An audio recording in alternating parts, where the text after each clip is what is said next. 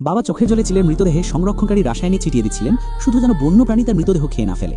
কিন্তু তিনি চলে যাওয়ার সাথে সাথেই একটা শকুন চুপি চুপি নেমে আসে। সামনের এই সুস্বাদু খাবার দেখে সে দ্বিধা না করেই ঠোঁট বাড়িয়ে দেয়। কিন্তু পর মুহূর্তেই ছেলেটা হঠাৎ চোখ খুলে ফেলে, শকুনের গলা চেপে ধরে সোজা পাহাড়ের গভীর খাদে ছুঁড়ে ফেলে দেয়। তখনই বুঝতে পারে সে একটা খাড়া পাহাড়ের কিনারায় আটকা পড়ে আছে। সে ভয়ে অস্থির হয়ে বাবাকে ডাকতে থাকে। তার আওয়াজ পাহাড়ের মধ্যে প্রতিধ্বনিত হয়, কিন্তু কোনো সাড়া পাওয়া যায় না। বাঁচার শেষ আশায় সে বাধ্য হয়ে সাবধানে খাদের নিচের দিকে নামতে থাকে, কিন্তু কয়েক পা যেতেই হঠাৎ পা পিছলে যায়। ভাগ্য ভালো যে সে সহজাতভাবেই পাথরের একটা উঁচু অংশ ধরে ফেলে। এভাবে সে প্রায় 10,000 মিটার উঁচুতে ঝুলে থাকে। নিচে অসংখ্য প্রাণীর মৃতদেহ দেখে সে প্রায় আতঙ্কের চরম সীমায় পৌঁছে যায়। আরও ভয়ঙ্কর ব্যাপার হলো, আকাশ হঠাৎ কালো মেঘে ছেলে যায়। প্রবল ঝড় বৃষ্টি শুরু হয়ে যায়। বাতাসের ঝাপটা এসে এদিক ওদিক দুলতে থাকে। বৃষ্টির পানিতে পাথরও পিছিল হয়ে ওঠে। প্রচণ্ড বাঁচার ইচ্ছাশক্তি তাকে পাথরের ফাটল আঁকড়ে ধরে রাখতে সাহায্য করলেও সে জানতো এভাবে বেশিক্ষণ টিকে থাকা সম্ভব নয়। ঠিক যখন সে প্রায় হতাশ হয়ে পড়ছিল, লক্ষ্য করে বৃষ্টির কারণে নিচের পানির স্তর দ্রুত বাড়ছে। অনেক মানুষ দ্বন্দ্বের পর সে দাঁতে দাঁত চেপে ঝুঁকি নেওয়ার সিদ্ধান্ত নেয়। প্রায় আধ ঘন্টা পর পানির স্তর প্রায় 10 মিটার উঁচুতে উঠে যায়। শিয়াউশিয়াইরও তখন একদম শক্তিহীন হয়ে পড়ে। ক্রমাগত কাঁপতে থাকা তার হাত শেষমেশ তার সাহসের ওপর জয় হয়ে যায়। বাধ্য হয়ে সে নিচে পড়ে যায়। আবার চোখ খুললে শিয়াউশিয়াই দেখে সে এখনও বেঁচে আছে, কিন্তু ভাগ্য তখনও তার পুরোপুরি সহায় ছিল না। পড়ে যাওয়ার সময় পাথরে ধাক্কা লেগে তার পায়ের হাড় ভেঙে যায়। দাঁড়িয়ে হাঁটার কোনো ক্ষমতাই তার ছিল না। বাধ্য হয়ে সে শরীর টেনে টেনে একটা পানির গর্তের দিকে এগিয়ে যায়। নদীর কাদামাটি খেয়ে কোনো মতে শক্তি ধরে রাখার চেষ্টা করে। বাটার জন্য সে নিজের আহত পা দুটো পাথরের ফাঁকে আটকে রাখে। তারপর সর্বশক্তি দিয়ে মুচড়ে সরে যাওয়া হাড়টা আবার জায়গা মতো বসিয়ে দেয়। প্রচণ্ড ব্যথায় সে ভাই জ্ঞান হারানোর উপক্রম হয়, কিন্তু দাঁতে দাঁত চেপে গাছের ডাল দিয়ে আহত পা বেঁধে ফেলে। ছেলেটা আবার সেই আগের যুদ্ধক্ষেত্রে ফিরে আসে, কিন্তু হতাশাজনকভাবে দেখে সেখানে তার নিজেরই কবরের ফলক রাখা আছে। বুঝতে পারে গোত্রের মানুষজন তাকে মৃত ধরে নিয়েছে। সে আর নিজেকে সামলাতে না পেরে খুবই পাগলের মতো সেই কবরের ফলকটা লাথি মেরে খাদের নিচে ফেলে দেয়। হতাশায় কেঁদে ফেলে। কিন্তু ঠিক তখনই দূর থেকে একটা দীর্ঘ নিকড়ের ডাক শুনে ছেলেটা মুহূর্তের মধ্যে সতর্ক হয়ে যায়। ঘুরে তাকালেই দেখে একদল নিকড়ে তাকে ঘিরে ফেলার প্রস্তুতি নিচ্ছে। নিরাপত্তার জন্য সে বাধ্য হয়ে আহত পা নিয়েই পালাতে শুরু করে, কিন্তু দৌড়ানোর মতো শক্তিও তার শরীরে অবশিষ্ট ছিল না। বিপজ্জনক এই অন্ধকার রাতে ছেলেটা কাঁপতে কাঁপতে একটা গাছে লুকিয়ে থাকে। তার শরীরে তখন পুষ্টি আর খাবারের তীব্র প্রয়োজন ছিল, কিন্তু অনেক খোঁজাখুঁজি করেও শুধুমাত্র একটা ছোট্ট কেঁচো ছাড়া আর কিচ্ছু পায় না। সে সেটা খাওয়া শেষ করতে না করতেই নেকড়ের দল তাকে খুঁজে বের করে। ছেলেটা কিছু বোঝার আগেই ক্ষুধার্ত নেকড়েগুলো ঝাঁপিয়ে পড়ে। তারা এই সহজলভ্য শিকার হাতছাড়া করতে চায় না। ছেলেটা প্রাণপণে পালানোর চেষ্টা করে। প্রায় নিরাপদ জায়গায় পৌঁছে যাচ্ছিল, কিন্তু একটা নেকড়ে তার জুতো কামড়ে ধরে তাকে টেনে নিচে ফেলে দেয়। উপায় না দেখে ছেলেটা তার সাথে থাকা ছুরি বের করে এলোপাথারি আঘাত করতে থাকে। সেই ফাঁকে আবার উঠে দৌড় দেয়। সারা রাত ধরে নেকড়ের দল আর ছেলেটার মধ্যে এই মুখোমুখি অবস্থান চলতে থাকে। শেষমেশ ক্লান্তিতে ছেলেটা গভীর ঘুমে তলিয়ে যায়। সূর্য ওঠার সময় দেখে নেকড়ের দল উধাও হয়ে গেছে। মাটিতে শুধু একটা আহত নেকড়েই পড়েছিল। ছেলেটা তখন ছুরি আর লাঠি একসাথে বেঁধে সাবধানে সেই নেকড়ের দিকে এগিয়ে যায়, কিন্তু ছেলেটা কাছে যেতেই দুর্বল নেকড়েটাও কারাগারে বন্দী প্রাণীর মতো আর্তনাদ করে ওঠে। এতে ছেলেটার মনে হঠাৎ মায়া জাগে। বাবা তাকে আগে হত্যার শিক্ষা দিলেও ছেলেটা কোনোভাবেই তাকে মারতে সাহস পায় না। কিন্তু ছেলেটা তখনও জানতো না এই অনিচ্ছাকৃত দয়াই মানব ইতিহাসের প্রথম পোষা কুকুরের জন্মের কারণ হয়ে দাঁড়াবে। সে নেকড়েটাকে নদীর ধারে নিয়ে গিয়ে যত্ন করে তার ক্ষত পরিষ্কার করে দেয়। তারপর কষ্ট করে টেনে সেটাকে গুহায় নিয়ে যায়। কিন্তু পরদিন ঘুম থেকে উঠে দেখে নেকড়েটা তার দিকে এক দৃষ্টিতে তাকিয়ে আছে। ছেলেটা এতে বিন্দুমাত্র বিচলিত হয় না, বরং বাইরে গিয়ে ভেষজ ওষুধ সংগ্রহ করতে থাকে। ব্যথা সহ্য করে যখন সে ওষুধ লাগাচ্ছিল, নেকড়েটা তখন নিজের থাবা দিয়ে মুখের বাঁধন খুলে ফেলে। ছেলের দিকে ধারালো দাঁত বের করে তাকায়, কিন্তু ছেলেটা পিছুয়ে না গিয়ে বরং আরও কাছে যায়। নরম গলায় তাকে শান্ত করার চেষ্টা করে। নেকড়েটা যেন বুঝে যায় ছেলেটা তার কোনো ক্ষতি করবে না, তাই ছেলের এগিয়ে দেওয়া পানি পান করে। এই প্রথমবারের মতো নেকড়েটা মানুষের যত্ন গ্রহণ করে। কিন্তু বিপদ এখনও পুরোপুরি কাটেনি। তাদের কাছে কোনো খাবারই ছিল না। আবহাওয়াও দ্রুত ঠান্ডা হয়ে আসছিল।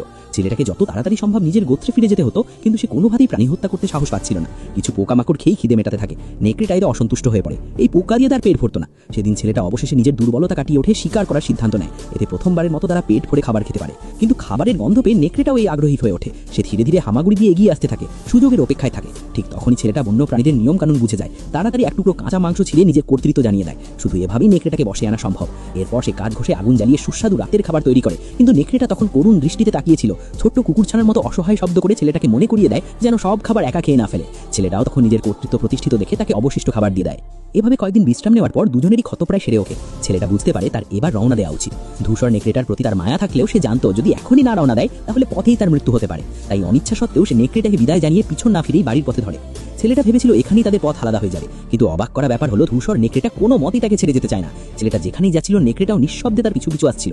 ছেলেটা ধমক দিলেও নেকড়েটা চুপচাপ বসে পড়ে, তার কথা মেনে নেয়। এমনকি ছেলেটা তাড়ানোর জন্য যে কাঠের টুকরো ছুড়ে দিত সেটাও নেকড়েটা মুখে করে ফিরিয়ে আনতো। এভাবেই মানুষের প্রথম কুকুরের জন্ম হয়েছিল। ছেলেটা নেকড়েটার নাম দেয় আলফা। এরপর থেকে একজন মানুষ আর একটা নেকড়ে একসাথে বাড়ির পথে যাত্রা শুরু করে। রাত নামার সাথে সাথেই আলফা প্রথমেই পাহাড়ের ঢলে কয়েকটা বন্য শুয়ার খুঁজে পায়। লাফিয়ে ঝরাসরি লক্ষ্যের দিকে ছুটে যায়। তারপর শুয়ারগুলোকে ছেলেটার দিকে তাড়িয়ে নিয়ে আসে, কিন্তু বর্ষা হাতে নিয়েও ছেলেটা আঘাত করতে সাহস পায় না। ফলে তাদের প্রথম যৌথ শিকার ব্যর্থ হয়।